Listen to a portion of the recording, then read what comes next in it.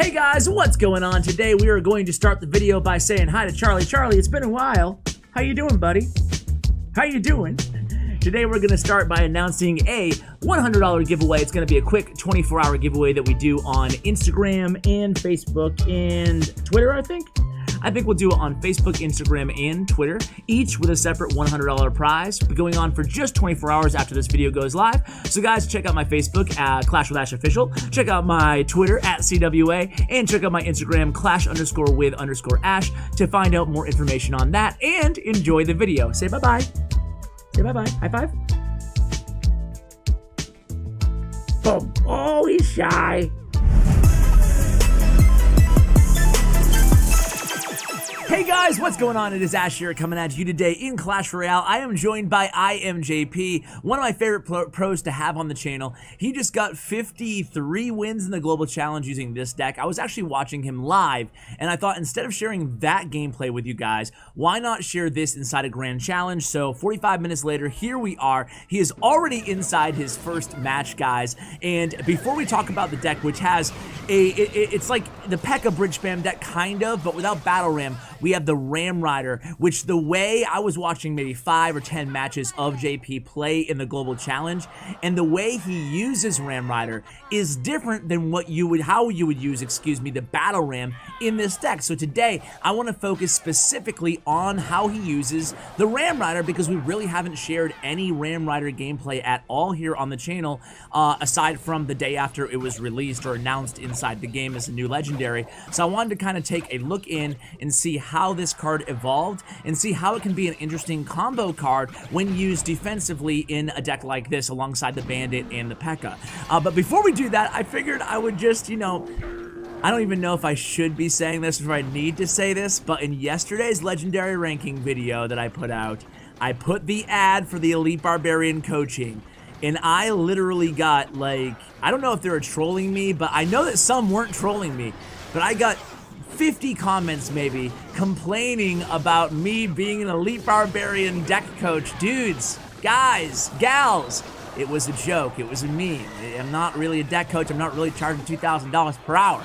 Just want to put that out there for those of you who are very upset. Some people, I'm unsubscribing, you money hungry SOB. Guys, calm down.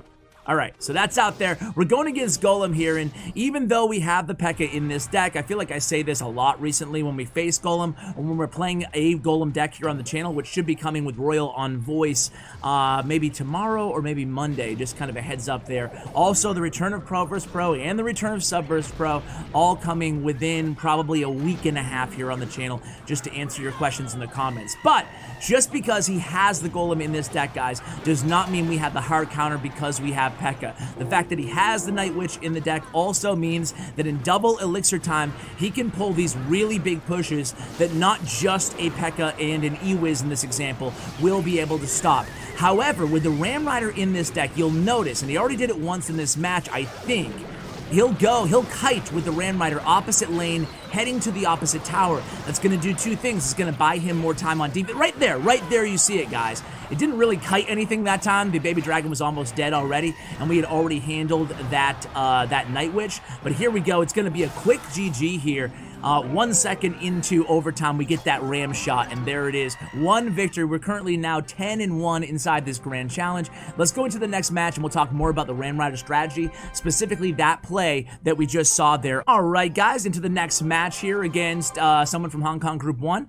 So he's 10-1 right now, but that was the play. That's how he uses the Ram Rider, not just against Golem, but against a lot of different archetypes. He'll use it almost as a defensive kite, to kind of tank if for momentarily for his Dark Goblin or for his E-Wiz, and then he'll go ahead and still connect and do a decent amount of damage to the opposite lane. So he's using it kind of as a kite and a pseudo opposite lane pressure. But unlike the Battle Ram, where as soon as they drop the Golem, you're pressuring opposite lane with the Battle Ram, that's not how I noticed that he plays the Ram Rider. He wants to play the Ram Rider in situations like this, where he knows he can get some sort of defensive value for it first, and then attack opposite lane. So it's not like necessarily the traditional use of bridge spam, where boom, they drop Golem, okay, here I go, Ram Rider, or Battle Ram in that case, Bandit in the opposite lane, and just apply a ton of pressure. It's a little bit different in this deck, the way he plays it. And again, another Golem deck, unfortunately, with these live matches, can't control the matches that we get, but hey, Golem is still a popular archetype, so knowing how to handle it in 2 live matches, hopefully if we come away with a victory here in this one, will be beneficial to you guys. I'm also, just because we might potentially only have 1 more match, depending if he wins or loses here, I will ask JP to share a replay against what he feels is the most difficult archetype for this deck. I hear you guys loud and clear in the comments. You want to make sure that I'm covering live matches to give that live excitement. We don't know if he's going to win or lose. And then on top of that, I want to go ahead and make sure I start including a difficult matchup on a replay, just to kind of walk through it with you guys and navigate kind of what we're going to be doing, how we're going to be handling that specific matchup. So now we're going into double elixir time. We're looking pretty good here as we connect with that right tower. And the thing about this is, especially against a heavier Golem deck, or even against a Lava Hound deck, you're going to hopefully be walking into double elixir time with a bit of a damage lead. So here we go. It's going to be a big defense here. The poison comes down against that Dark Goblin. That frees us up to go ahead and play that E-Wiz. Even though they NATO the E-Wiz into the Golem there, E-Wiz will eventually die, but we have a lot of elixir. Look at 9 elixir right now until we play that Bandit in the back. And then we play, again, kind of a pseudo-defensive Ram Rider there. Beautiful Ram Rider. It's going to connect to the tower. That's going to take it down with 25 seconds left here in this match, guys. And again, you're seeing this throughout these first 2 matches, specifically exactly what I was talking about. And again, I'll mention it one more time, guys. In the Global Challenge, against all sorts of deck, he was still using that Ram Rider in the same way, just to kind of throw it out there as a defensive card first, getting a little bit of defensive value, usually kiting to the opposite lane, kind of playing it close to the center of the arena near the river, and then getting that defensive value momentarily, kiting maybe for a second, and then moving on to the offensive value. So guys, let's go ahead and enter in the 12th match. All right, guys, here we go. Match number 12. He's 11-1, so we can afford to lose 1 here. Going against someone from Deep Swamp. Really good clan, in case you guys don't remember them. They've been around since beta. Really, really solid clan fam. So this should be a good competition here. I hope it's not a Golem deck, but Ice Spirit, usually don't see Ice Spirit with Golem. So, okay, Mini P.E.K.K.A. I'm going to go on a limb and say it's not a Golem deck, and that's a good thing. I don't want all Golem all the time, but it's nice to cover the archetype. So we're going to go same lane as this Mini P.E.K.K.A. here with the Ram Rider, and then the Inferno Tower comes down. So we're not going to be supporting, I don't think he's going to be supporting this, as he already is at an elixir disadvantage. Well, actually not after the Inferno Tower, I take that back. But the Mini P.E.K.K.A. is not going to get to the tower. Let's see how he plays this here. He already used his 2 kind of aggressive cards. Now he's probably just going to Fireball here. Does he have it? Okay, there's the Fireball. So, interesting deck. Look at what we're going against here, guys. It's Royal Hogs, Mini P.E.K.K.A., Ice Spirit, Skeleton. So they have both of the cycle cards, or I guess 2 of the 3 cycle cards. I see some of you guys in the comments. Some of you guys in the comments like the heal, or using the heal, I should say, with success, which is good to know. Log comes down, misses that Bandit charge, though. We are not going to get a charge against the tower, though. However, he does do a little bit of chip damage with that Log. Then he sends in the Valkyrie emote. And again, just kind of cycling that Ram Rider in the back here in single elixir time. We don't have, you know, we know he has, the Inferno Tower in hand. So I think JP's mindset here is just, let's get to double elixir time, where I would actually have the heavier deck. I would have the advantage in double elixir time. So let's see how he plays this here. But split Royal Hogs, this is going to be kind of annoying here. We play an E-Wiz in the right. We have a Barbarian Barrel in the left along with that Bandit. But we will still take a bit of chip damage. Left tower down to 23 HP here. The E-Wiz connects to that right tower. Gonna get a few hits off on the right tower, 2054. Now we have to answer this Mini P.E.K.K.A. and we do so here with a Ram Rider again. Ram Rider's gonna take 1 hit, unfortunately. Maybe a little bit lower with that Ram Rider, and we might have been able to avoid that swing of the Mini P.E.K.K.A. Either way, all the cycle cards are gonna come down from the opponent. We use a P.E.K.K.A. in the left lane here. Let's see how well this does. We're gonna take some damage in the right lane now. Of course, making the opponent split their damage is always a good thing at the same time. There's the Inferno Tower. We're 20 seconds into overtime here, 25 seconds now, approaching sudden death time. You better believe this match is most definitely going to be going into sudden death time.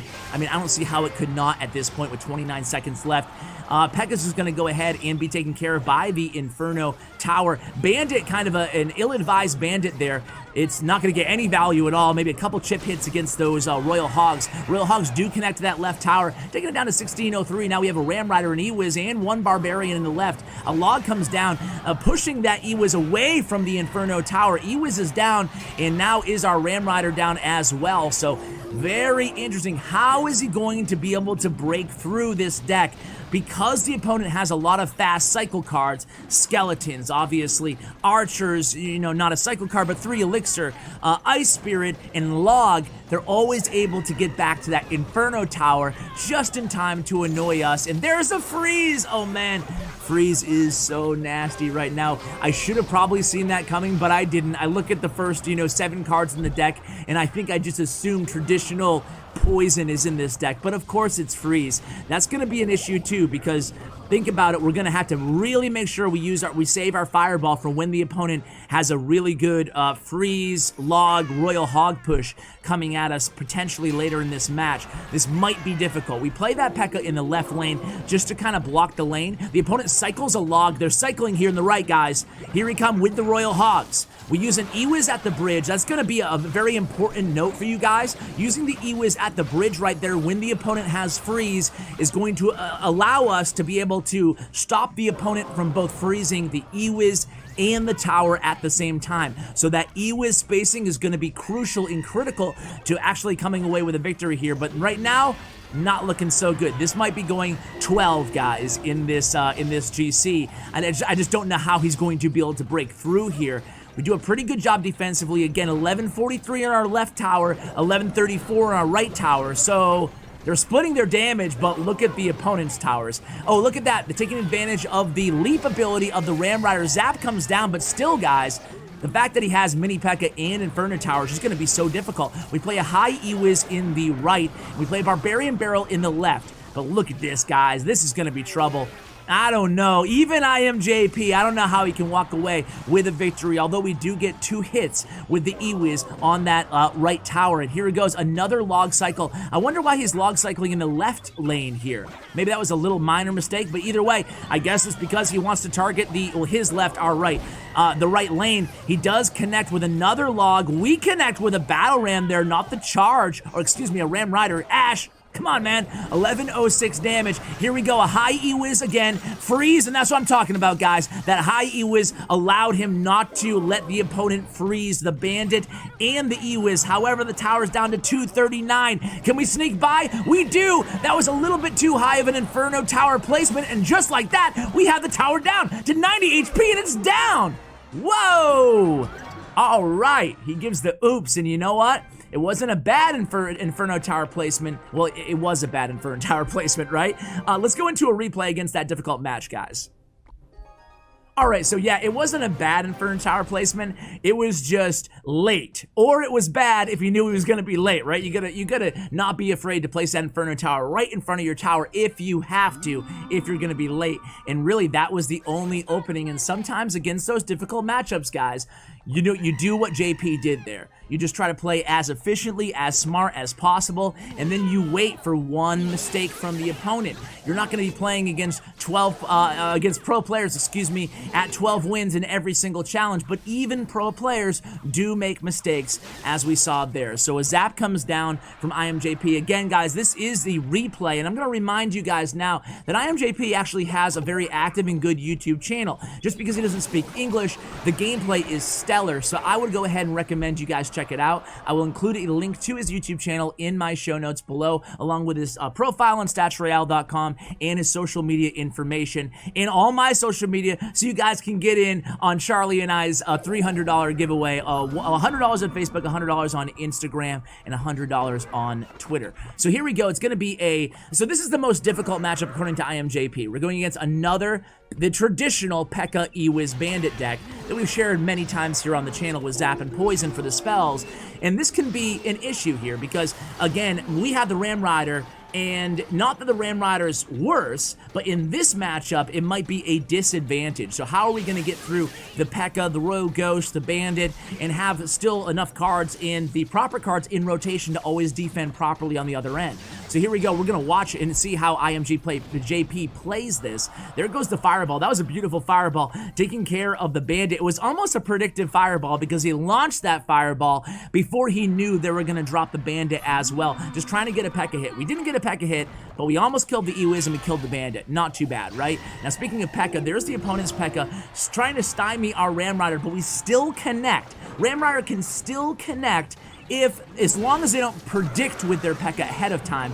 And now we're going to play our P.E.K.K.A on defense in the right. Nice P.E.K.K.A placement there as well. Again, you're going to probably notice that he's going to change up his P.E.K.K.A placement as well, because we're not necessarily going to always want to play the P.E.K.K.A high like that if we know he has enough elixir to cast the minions and the E-Wiz on the other side of the river. So diversifying your defensive placement, critical even in a deck like this. So here we go again. He's going to use a Bandit in the right along with that Barbarian to answer that E-Wiz. We're going to go ahead and zap those minions, but we do get a hit, excuse me, with that Bandit. And that's why I don't want to spoil yesterday's video for any of you guys. You already know about my enraged viewers about my Elite Barb coaching.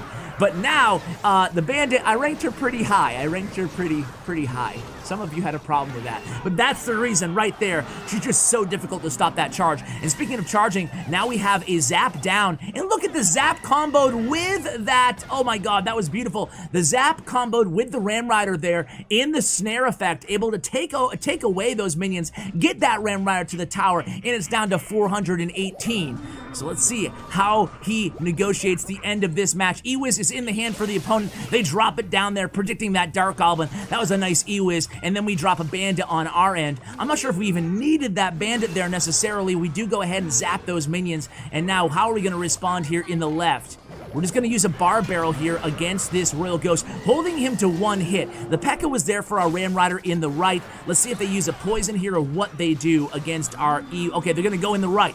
So the opponent's going in the right here. We have a big push. We're going to, again, diversify our P.E.K.K.A placement there, this time placing him a little bit lower, giving our tower time to help us out, and putting all the troops in range of that Dark Goblin. This is good defense here. We play that Bandit in the center. Wow, that was a really important Bandit. We caught the other Bandit's charge. We zap there to prevent that other Bandit's charge, and then the Bar Barrel comes down. Man, that was really, really good defense there from JP. That could have been a very tricky situation. I think that a player like me might have lost the match in that push when we had the Bandit and the Battle Ram coming in the left. We had the P.E.K.K.A, the Royal Ghost, and the E-Wiz and the minions coming in the right. That was a lot that he threw at us there. You guys might want to go ahead and rewatch that segment. We're one card away from the Fireball. Fireball comes down, and there you go, guys. That's how you handle it. And I hope I showed you guys the way that he used the Ram Rider in this deck specifically. Again, it's not a new deck besides the Ram Rider, but I thought that the way he used it on defense a lot of times, not at the bridge. How many times did he play the Ram Rider at the bridge in this entire episode? Maybe once, maybe twice? I'm not sure exactly, but it wasn't that often, you know? When he has a tower low, and by the way, here's where he was in the Global Challenge. 53, not too bad, 53 wins. Way to go, IAmJp. So guys, thank you so much for watching this video. I hope you enjoy the deck, or at least you enjoyed watching the Grand Challenge live, and you appreciated the extra replay at the end. Again, I'm gonna try to start doing that every video based on your feedback. So guys, thank you so much for watching. I really appreciate it. Huge shout out to Bren Chong, my YouTube partner. Check out his information in the description below. Thank you, and as always, take care, guys.